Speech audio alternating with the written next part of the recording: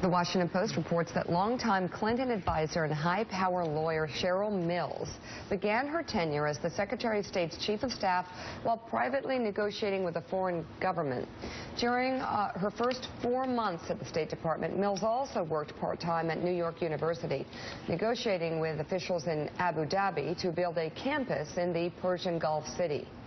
Mills was unpaid at the State Department during the period in which she officially designated a temporary expert consultant, a status that allowed her to receive outside income.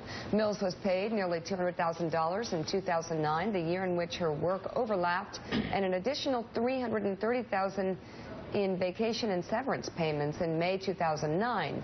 Mills disclosed the arrangement in a new interview with the paper in which she rejected the suggestion of a conflict. Clinton aide Uma Abedin also received a special status to work simultaneously for the State Department and the Clinton Foundation, which actually I find that more, I don't know. More interesting. It kind of raises questions about boundaries, I guess, but... Well, between public roles and private employment. Mark Halpern, what's your take on it?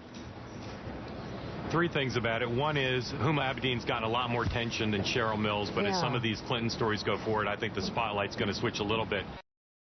Cheryl Mills. Second is it does raise this theme of Hillary Clinton and her aides playing by different rules. There may not be anything terribly wrong with this. It may have been approved by the department on some level, but I don't think anybody thinks it makes sense to simultaneously work for the government and work for private interests, particularly overseas. Lastly, Hillary Clinton believes that people close to her get way more scrutiny than people close to some of the other candidates and would-be candidates, and I think you're going to see the Clinton research operation start to make that point if Clinton's aides and the people closest to her, like Cheryl Mills, continue to be dragged into the politics. Cookie Roberts, is this an unusual arrangement?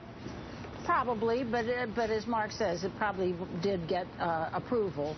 I think that all of these stories just play into the theme that there's something shady there. There's something that's outside the bounds, and that the Clintons don't play by the same rules as everybody else.